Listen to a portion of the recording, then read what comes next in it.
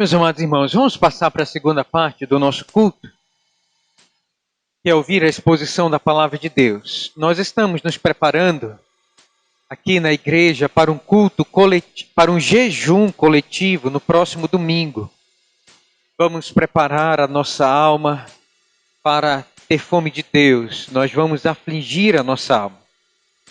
E na noite do domingo passado, meus irmãos e irmãs, nós abordamos a vida de um homem que andou com Deus em tempo de fome.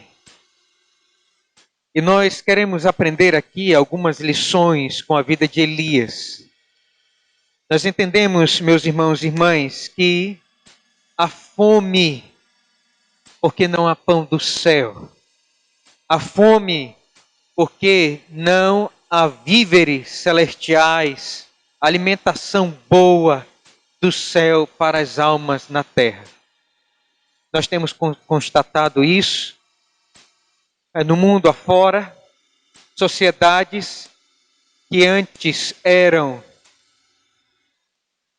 cristãs, que iniciaram num berço reformado, hoje viraram berço do ateísmo, venderam seus templos, suas igrejas para teatros, boates e cinemas. Olhando para o nosso Brasil, nós vamos constatar a mesma coisa. Vivemos numa sociedade, meus irmãos, que também tem fome de Deus. Muitas igrejas pregam um evangelho aguado, um evangelho, meus irmãos, que não é a palavra de Deus, e pessoas estão sendo enganadas, estão recebendo uma vacina contra a vida cristã e estão abandonando. E daqui a pouco nós vamos ver o que aconteceu nas primeiras, irmãos, países cristianizados e reformados. Nós vamos ver acontecer aqui no Brasil. E a nossa sociedade está assim. Nós estamos vivendo, meus irmãos, tempo de fome, porque as pessoas não estão comendo o pão do céu, mas estão se alimentando dos banquetes de Baal, da mesa dos deuses deste mundo, estão bebendo das filosofias deste mundo, estão, meus irmãos, sendo enganados pelo pão que o diabo amassou. E é nesse momento que nós devemos, então, como servos de Deus, andar com Deus, clamar a Deus, que nos sustente, que cuide de nós, mesmo em meio a essa seca. Meus irmãos, eu falei então na noite do domingo passado, o contexto em que Elias surgiu. E nós percebemos então que Elias, ele é um profeta no reino do norte, naquelas 10 tribos que abandonaram o trono de Davi e seguiram a Jeroboão. E nós vamos perceber, meus irmãos, que chega o reinado de Acabe. 205 anos depois desta divisão, 19 dinastias passaram, havendo assassinato, morte, conspiração. Nós vamos perceber então agora Acabe reinando por 22 anos, depois de 6 monarcas fracassados, dirigindo o povo de Israel, o reino do norte. O contexto, irmãos, era de completo caos. O reino do norte estava mergulhado no mais obscurantismo espiritual. O pecado campeava desde o palácio até a choupana. Homens inescrupulosos eram sacerdotes, comercializavam a fé, adoravam a Baal. O poder judiciário vendiam as sentenças por dinheiro, oprimiam os mais fracos. A religião estava mancomunada com um rei que vivia práticas religiosas degradantes. Quando Acabe, meus irmãos, ascendeu ao trono, levou consigo uma rainha chamada Jezabel, que iniciou o culto a Baal em Israel. E a partir daquele momento, aquele ídolo pagão chamado Deus da fertilidade tornou-se o Deus principal da adoração e do culto em Israel. Meus amados irmãos e irmãs, era esse o contexto. Será que é diferente do nosso hoje? Será que as pessoas estão andando com Deus e vivendo com Deus? Será que a nossa sociedade está assim? Não. Vemos o mesmo contexto acontecendo nos nossos dias. E como é que nós podemos andar com Deus, irmãos? Como é que nós podemos viver com Deus num contexto desse? De idolatria, de ateísmo, de abandono de Deus. Como é que nós podemos andar? Nós vimos então o surgimento de Elias. Em primeiro lugar, nós vimos então, irmãos, que Elias, ele surge do nada. A primeira fase da vida de Elias na Bíblia é justamente, irmãos, uma origem humilde, vindo de um lugar esquecido, sem diploma, sem carreira, política, sem nada. E ele veio para falar da parte de Deus. Era um homem que andava na face do Deus vivo. E nós percebemos, irmãos e irmãs, que Deus, o que Ele quer, não é que você seja uma pessoa reconhecida na sociedade, mas que você seja um homem, uma mulher crente que ande com Ele nos seus caminhos, viva diante dos seus olhos. Elias surge do nada. Ninguém conhecia Elias, mas quando Elias surgiu, a vida dele falava mais alto do que a vida do que qualquer outro naqueles dias, porque ele vivia diante da face do Deus vivo. A segunda fase da vida de Elias, nós vimos, irmãos, foi quando Deus mandou Elias para o ribeiro de Querite. Deus então matriculou Elias na sua escola e passou algumas provas. E a primeira prova foi confiar em Deus. Elias ficou sozinho, sendo alimentado de noite e de dia, vai dizer aí o texto sagrado, no capítulo de número 17, de 1 Reis, vai dizer que ele era sustentado pelos corvos.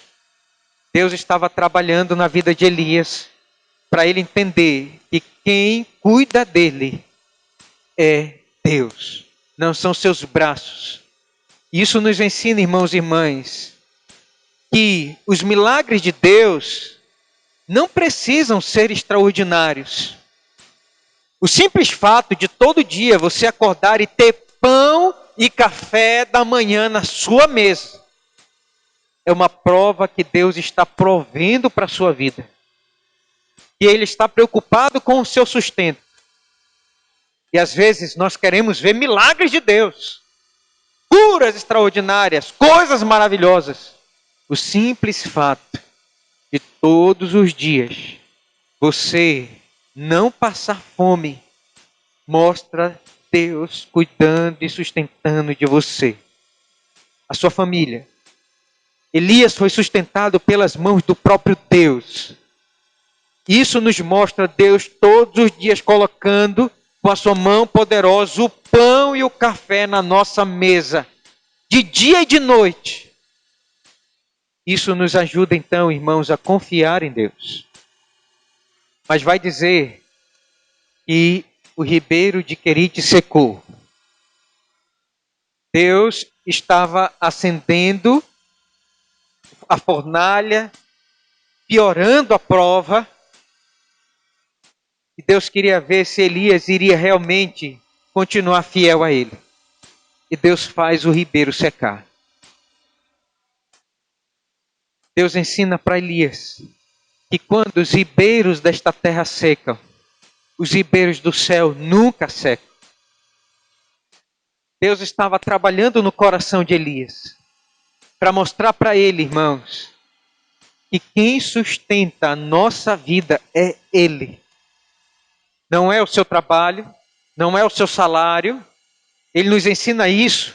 Não. O crente entende que deve colocar a sua confiança não na provisão, não nas coisas deste mundo, porque elas podem secar. Nós temos que colocar a nossa confiança naquela fonte que nunca seca, que é inesgotável, que é Deus. E essa foi a segunda fase da vida de Elias. A terceira fase, irmãos, como nós vimos, para nós rememorarmos isso, foi indo para Sarepta. Nós vamos encontrar isso aí no capítulo de número 17, verso de número 8 em diante. Nós vamos perceber que Deus ensina Elias aqui a orar pelo impossível. Primeiro Elias ora para que a botija de óleo, de azeite da viúva nunca seque.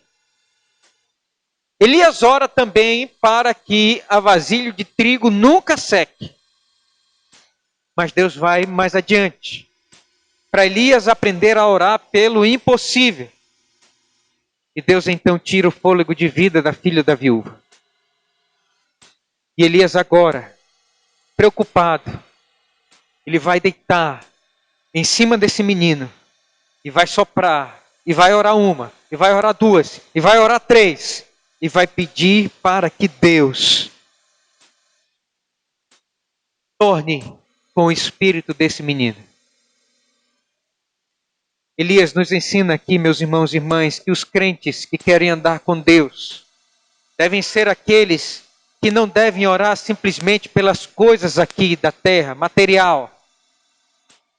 Nós devemos andar com Deus e na nossa caminhada aprender a orar por coisas impossíveis aos nossos olhos, às nossas mãos. E Elias é aquele profeta que está sendo treinado por Deus para fazer grandes coisas no nome de Deus.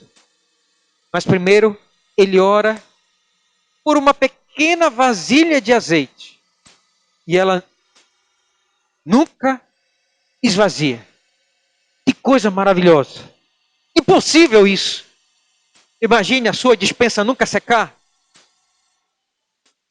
Sempre que você tira a mão cheia de trigo, você coloca, faz o pão, você coloca a mão de novo, trigo de novo, você coloca a mão dentro do pote, trigo de novo. Impossível. Mas Deus vai mais adiante com ele. E ensina, meus irmãos, que na caminhada com Deus, nós devemos aprender a orar até mesmo pela ressurreição, para que haja vida em meio à morte.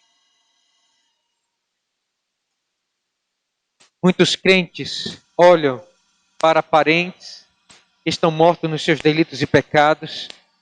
Muitos crentes oram para amigos, vizinhos, colegas de estudo, de sala de aula, mas não conseguem ver que estão mortos espiritualmente. E por isso não oram pelo impossível. Não creem que Deus pode trazer mortos à vida. Nós temos que aprender a orar por coisas impossíveis. E aprender, meus irmãos, a ver que Deus pode ressuscitar e dar a vida àqueles que estão mortos nos seus delitos e pecados. Nós aprendemos com Elias que Deus pode trazer, sim, vida e vida em abundância para aqueles que estão mortos espiritualmente. Essa é a lição que nós aprendemos. E eu quero continuar, meus irmãos, então, percebendo essas lições que Elias nos dá aqui. Nesse momento, nesse contexto que nós andamos, meus irmãos, de seca. Crentes ficando raquíticos, secos, esguios, porque não estão vivendo e não estão andando com Deus. E a quarta fase da vida de Elias, nós vamos ver aí no capítulo de número 18. Mas eu quero ler com vocês, meus irmãos, por favor, do verso 17 a 21. E a quarta fase da vida de Elias é essa, no camelo, batalhando por Deus. Olhem comigo, por favor, o verso de número 17. Diz assim: Vendo, disse-lhe: És tu o perturbador de Israel? Acabe diz a Elias. Respondeu Elias: Eu não tenho perturbado a Israel, mas tu e tua casa, tu e a casa de teu pai, porque deixaste os mandamentos do Senhor e seguiste os Balaíns. Agora, pois, manda juntar a mim todo Israel no Carmelo, como também os 450 profetas de Baal e os 400 profetas do esporte ídolo que comem da mesa de Jezabel. Meus irmãos, a quarta fase da vida de Elias e de uma pessoa que anda com Deus não é somente uma vida teórica, mas é também uma vida prática. E nós vamos perceber, meus irmãos, aqui, Deus agora enviando Elias para a batalha. Todos nós conhecemos a história. Percebam que Elias, como profeta de Deus, ele vai confrontar os pecados do rei e da nação de Israel. E vai mostrar, meus irmãos, que todo problema que acontece na vida do ser humano é por causa da idolatria. Colocar no trono da vida alguém que não é Deus. E escantear do seu coração a cruz de Cristo e o Senhor Jesus Cristo. Percebam que Elias vai dizer para Acabe que o problema de Israel foi porque ele perturbou Israel, deixando os seus mandamentos e seguindo os Baalaíns. Nós vamos perceber aqui, irmãos, que não adianta eu e você orarmos, fazermos jejuns, fazermos vigílias, lermos a Bíblia 1000 vezes, se nós não abandonarmos o Baal, que muitas vezes nós adoramos na nossa vida. Você não vai ouvir um pingo de chuva, você não vai ouvir um ruído das torrentes do céu, você vai ver a torrente da sua vida secar, a sua alma secar, porque Baal muitas vezes impede as chuvas de caírem, porque Baal é o ídolo que ocupa o lugar de Deus. E a primeira coisa que nós aprendemos aqui, batalhando por Deus, que nós devemos batalhar, meus irmãos, para destronar o pecado no nosso coração, na nossa vida. Tirar Baal. O nosso pecado não vai trazer felicidade para a gente. O caminho de Baal é um caminho de seca. O caminho de Baal é um caminho de, irmãos, vida torrada, alma, irmãos, que vai secando e vai tornando cada vez mais a nossa vida vazia de Deus. Elias nos ensina a confrontar o ídolo do nosso coração. E foi isso que Elias fez. Nós sabemos, irmãos e irmãs, que muitas vezes não temos poder e nem força para vencer os nossos pecados. E é quando nós devemos clamar pelo poder de Deus, descendo do céu, para poder queimar todos os nossos pecados. A história vai seguir e vai dizer que Elias mandou Acabe levar os 450 profetas de Baal para o Monte Carmelo. Chegando lá, vai dizer que todos eles clamaram para Baal derramar fogo do céu, mas não conseguiram. Se afligiram. Baal só fez aqueles profetas se flagelarem, sangrarem, se humilharem. O diabo faz isso com a vida daqueles que andam no pecado. É só flagelo, é sangramento, é acabar com a vida, porque o diabo veio para matar, roubar e destruir. Os nossos pecados fazem isso conosco, mas nós nem percebemos que nós estamos fazendo isso, adorando Baal. E eles não conseguiram, meus irmãos, fazer com que o fogo do céu descesse. Vai dizer então que Elias se ajoelhou. Elias possivelmente abriu os braços e clamou ao céu. E disse: ó Senhor, agora mostra que tu és Deus e que só há um Deus em Israel. Vai dizer, irmãos, o texto: e fogo do céu desceu, queimou o altar e secou toda a água que estava na vala. Da mesma forma, meus irmãos e irmãs, é assim que Deus trata conosco. Nós não conseguimos vencer os nossos pecados, mas Deus do céu pode mandar seu fogo abrasador para nos limpar. Aquilo, o pecado que nos encharca, aquilo que faz, meus irmãos, magoar a nossa alma, encharcando o nosso coração com as coisas aqui deste mundo. Deus pode vir com o seu fogo abrasador e pode secar e pode nos fazer, meus irmãos, ter uma alma purificada com o fogo do céu. Eu quero dizer para você, nesta noite, que nós precisamos de uma igreja que não somente fala a palavra, conhece a palavra, mas que também conhece o poder de Deus através da sua palavra e de uma vida com Ele. Não adianta você só conhecer a Bíblia, se você não conhecer o poder de Deus sendo derramado na sua vida.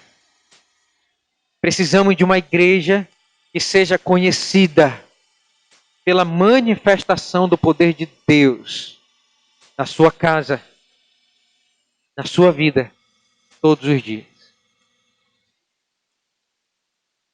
A quinta fase, meus irmãos, da vida de Elias está aí no capítulo de número 19, na caverna da depressão. Vamos ler aí, por favor, verso de número 1 e 2. Leiamos.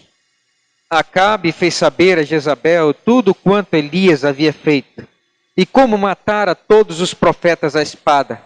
Então Jezabel mandou uma mensageiro a Elias a dizer-lhe: façam-me os deuses, como lhes aprouver, se amanhã, a estas horas, não fizer eu a tua vida como fizeste a cada um deles. Vai dizer o texto que depois de uma grande vitória, Elias teve uma grande derrota. No verso de número 3 vai dizer que Elias temeu a mão de Jezabel. E Elias saiu correndo com seu rabinho entre as pernas e foi se refugiar numa caverna. Ficou deprimido. Elias, meus irmãos, ele não conseguiu resistir à pressão dessa rainha maquiavélica, satânica, demoníaca, que veio da parte do diabo para poder afligir a vida do servo de Deus. Perceba, irmãos e irmãs, que na nossa vida também será assim. Por vezes estamos bem, por vezes estamos como Elias, subindo até o Carmelo, enfrentando os profetas de Baal, que são a maioria, 450, só um era Elias. E Elias, na coragem do Senhor, enfrentou a maioria, mas veio a maioral e Beuzebu E ele temeu, ele se entristeceu. E Elias então se esmureceu. E Elias então foi se encolhendo, foi se encolhendo, foi se encolhendo e correu para uma caverna. Meus irmãos e irmãs, isso nos ensina que depois de toda grande vitória na nossa vida, pode vir um momento de grande depressão. Lembram da história de Jó? Jó era o maioral do Oriente, o homem mais rico que existia, um homem muito grande em família, uma família de 10 filhos, muito grande financeiramente, um grande empresário, um mega empresário. Mas depois de conseguir tudo isso, veio a derrocada. E ele perdeu tudo e foi para o buraco. Satanás veio ao seu encalço e tirou tudo aquilo que Jó tinha, para que ele blasfemasse na face de Deus. Você vai encontrar isso em Jó, capítulo de número 1, verso 11. Esse era o propósito de Satanás, fazer com que ele blasfemasse na face de Deus. Eu quero dizer, irmãos, aqui nessa noite, cuidado com a sua vida espiritual, porque depois de grandes vitórias, podem vir grandes cavernas. E geralmente vem. E ao invés de confiar em Deus, nós vamos temer os homens. E no minuto que nós tiramos os olhos do poder de Deus, nós vamos temer então aquilo que se nos apresenta, as circunstâncias tenebrosas da vida. E vamos entrar em depressão e ir para a caverna. E eu queria dizer para você, meus irmãos e irmãs, cuidado, porque isso pode acontecer com a sua vida. O apóstolo Paulo nos exorta em Efésios capítulo 6, verso 13, da seguinte maneira: portanto, tomai toda a armadura de Deus para que possais resistir no dia mau, e depois de ter vencido tudo, permanecer inabaláveis. Há dias de vitória, mas o apóstolo Paulo, ele vai ter discernimento espiritual e vai dizer: existem dias maus. E se você não estiver vestido da armadura de Deus, você vai entrar na caverna da depressão. Cuidado com as garras da depressão. Esse gigante venceu Elias e o levou para a caverna. Mas esse homem não andou com Deus. Mas esse homem não viu a Deus. Mas esse homem viu, experimentou, orou por coisas impossíveis. Mas mesmo assim, foi vencido quando ele tirou um pouquinho os seus olhos do poder e da presença de Deus. Para concluir, meus irmãos, a sexta fase da vida de Elias. No Jordão, no glorioso arrebatamento. Leiam comigo, 2 Reis, capítulo de número 2.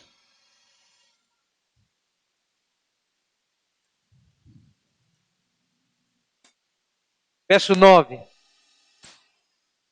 a 14. Leiamos. Diz assim: havendo eles passado, Elias disse a Eliseu: pede-me o que queres que eu te faça, antes que seja tomado de ti. Disse Eliseu: peço-te que me toque por herança, porção dobrada do teu espírito.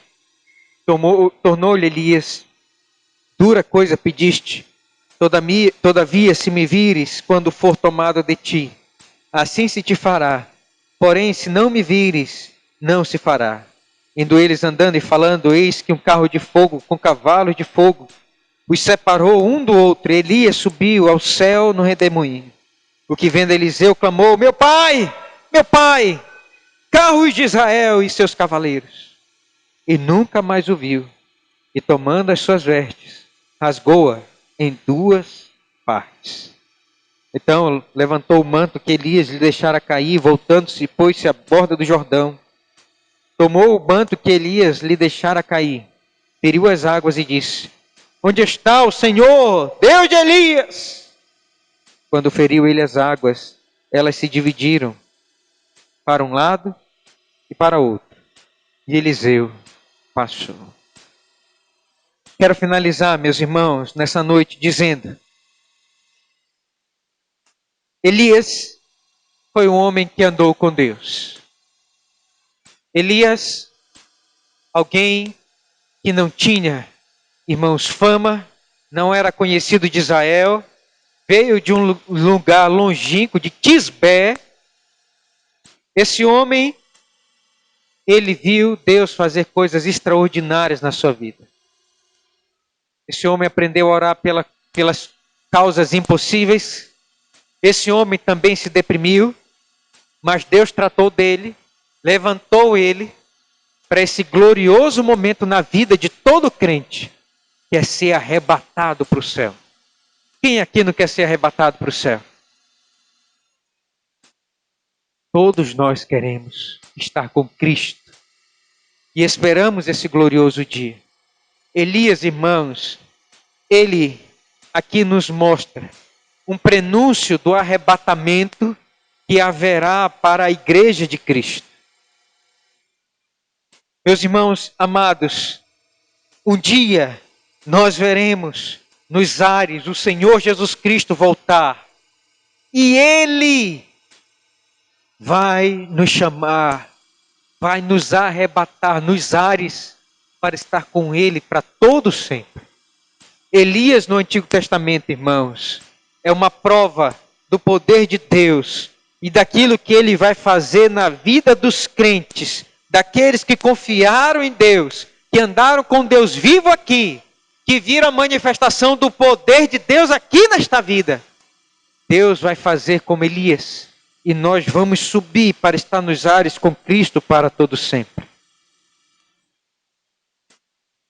O apóstolo Paulo, ele vai dizer, irmãos, lá em 1 Coríntios, capítulo de número 15, que, em primeiro lugar, aqueles que estão mortos é que vão ressuscitar primeiro e vão se encontrar com Cristo nos ares. E depois nós, que estivermos vivos, teremos então também o nosso corpo, irmãos, transformado, glorificado. E ascenderemos aos céus para estar com o Senhor Jesus Cristo para todos sempre. Elias, no Antigo Testamento, é uma simples, irmãos, mas singular, já no Antigo Testamento, prova daqueles que andam com Deus aqui, um dia serão arrebatados para estar com Cristo para todos sempre.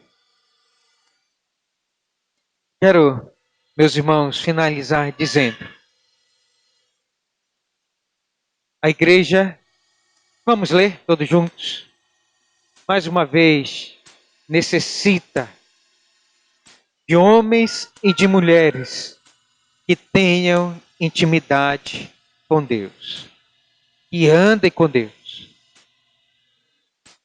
No meio de uma sociedade que não quer nada com Deus, que não tem fome de Deus, no meio de homens e de mulheres que estão secos, almas tórridas, secas, mortas,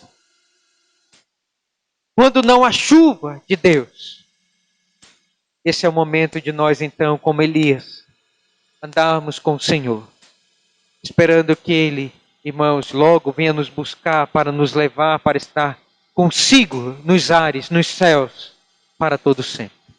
Essa deve ser a minha esperança, a sua esperança. Deve ser a nossa maior expectativa. Leiam comigo, por favor, o que disse o apóstolo Paulo em 2 Timóteo, para finalizar, capítulo de número 4. Leiam comigo, irmãos. 2 Timóteo, capítulo de número 4.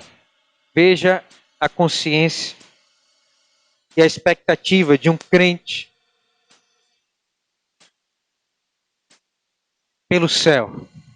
Leamos 4:18. 17:18. Vamos ler? Mas o Senhor me assistiu e me revestiu de forças para que por meu intermédio a pregação fosse plenamente cumprida e todos os gentios a ouvissem. E fui libertado da boca do leão. O Senhor me livrará também de toda obra maligna e me levará a salvo para o seu reino celestial. A Ele a glória pelos séculos dos séculos. Amém. Receba, irmãos, e Ele me levará a salvo para o seu reino celestial. Nós não somos daqui, nós estamos passando por aqui. E a consciência de um crente verdadeiro é que o Senhor, logo mais, nos levará a salvo para o seu reino celestial. Quero fazer 3 aplicações aqui para o nosso coração nessa noite, irmãos. À luz da vida de Elias. Em primeiro lugar, vamos ler todos juntos? Aprenda a lutar por Deus e por seu nome. No tempo em que a maioria, os 450 profetas de Baal, mais a rainha Jezabel, num tempo em que a maioria luta somente contra um, Elias, que você também possa ser, irmãos, aonde você está, a minoria com Deus, porque a maioria sem Deus não é ninguém e não é nada. A maioria sem Deus não é nada. Possa estar o mundo com Deus, possa estar o mundo todo contra você, mas se você estiver com Deus, lutando pela sua honra, lutando pelo seu nome, você é a maioria e você vai vencer. No tempo em que ninguém quer se levantar para falar de Deus, seja você Elias e veja o poder de Deus sobre a sua vida. Fogo do céu descendo sobre a vida dos ímpios, dos iníquos, dos injustos, daqueles que dizem no seu coração, não há Deus. Que nós possamos levantar a voz e dizer, Senhor, e hoje aqui neste lugar saiba que Tu és Deus e que só há um único Senhor nos céus e na terra. O tempo em que ninguém quer se levantar por Deus, seja você aquele, como Elias, que se levantou para falar em nome de Deus. Aprenda isso com a vida de Elias. Segundo lugar, irmãos, vamos ler todos juntos? Aprenda que a depressão pode bater a sua porta. Existe uma teologia que prega, é uma teologia da confissão positiva, que diz que crente não adoece. E que você tem que sempre ter uma mente positiva e confessar positivamente que você nunca vai adoecer. Engano. Irmãos, Elias é uma prova de que até mesmo homens que vê grandes e portentosos e poderosos milagres de Deus podem cair deprimidos. Quero dizer para você nessa noite, se prepare porque a depressão pode bater na porta do seu coração, da sua vida. E você tem que estar preparado para isso. Tem que estar esperto para isso. Saiba que Deus é aquele que pode tratar com você até mesmo da depressão. Deus tratou com Elias, para que Elias se restabelecesse e voltasse de uma maneira gloriosa para ser arrebatado no céu. Deus nunca vai deixar você andar de maneira ininterrupta pelo vale da sombra e da morte. Você às vezes vai passar por lá, mas você vai estar de passagem. Jesus mandou os discípulos entrar no barco e atravessar para o outro lado, do mar da Galileia. No meio houve uma tempestade. O barco estava a ponto de ir a pique. Todos estavam sofrendo ali. Mas Jesus veio ao encontro deles e diz: por que tu és tímido de fé? E Jesus fez grande bonança. Se Jesus promete que você vai atravessar esta vida até a Canaã celestial, até o paraíso, até estar com Deus, você vai atravessar. Você não vai ficar para sempre em tribulação. Jesus vai acalmar as tempestades e vai fazer você passar. Mas nós vamos entrar em momentos depressivos em nossa vida. Simon disse, se preparem para isso. Porque também crente sofre depressão. Terceiro e último lugar, nós aprendemos com a vida de Elias. Vamos ler todos juntos? Aprenda a fazer um discípulo. Meus amados irmãos, Elias foi arrebatado para o céu, mas ele passou o cajado para Eliseu. Elias preparou Eliseu. Moisés preparou Josué. Samuel preparou Davi. Jesus preparou os seus discípulos. A vida cristã, irmãos, é uma vida de preparar discípulos. E eu quero dizer uma coisa aqui para você nessa noite. Não morra sem fazer um filho espiritual. Há um ditado que diz, chinês, que diz que o homem, ele não é completo se ele não fizer três coisas. Primeiro, plantar uma árvore. Segundo, escrever um livro. Terceiro, fazer um filho. Um homem não é completo se ele não fizer essas três coisas. E eu quero dizer para você, nesta noite, que você não vai ser, né, um crente completo. Primeiro, se você não plantar a árvore do Espírito para ter frutos do Espírito na sua vida. Segundo, você não vai ser um crente completo se você, né, pela graça de Deus, visitando a sua vida, né, você não lê a Bíblia toda e ser o homem de um livro só, que é as Sagradas Escrituras, e amar esse livro, você não vai ser um crente completo. Se você não ler ele toda, a Bíblia toda, e se você não ama viver e guardar ela no seu coração. Porque o salmista, ele vai dizer, guardo no coração as tuas palavras para não pecar contra ti. E Elias vai reclamar ao rei Acabe que o rei não estava guardando os mandamentos de Deus.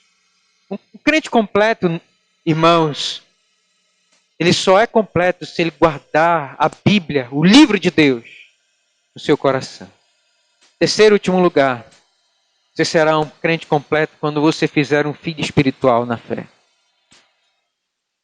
Você pode morrer, mas você vai morrer e dizer, eu deixei Eliseu.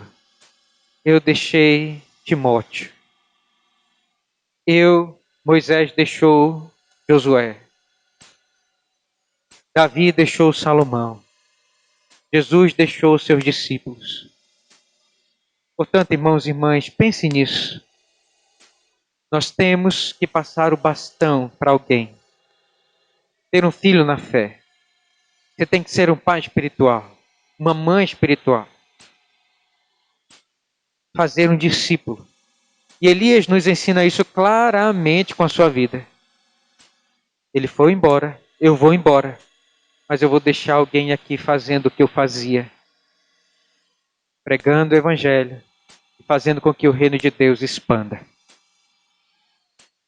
Que Deus, meus irmãos, nos abençoe de andar com Ele, de viver com Ele, de ver coisas impossíveis na nossa vida, assim como foi na vida de Elias.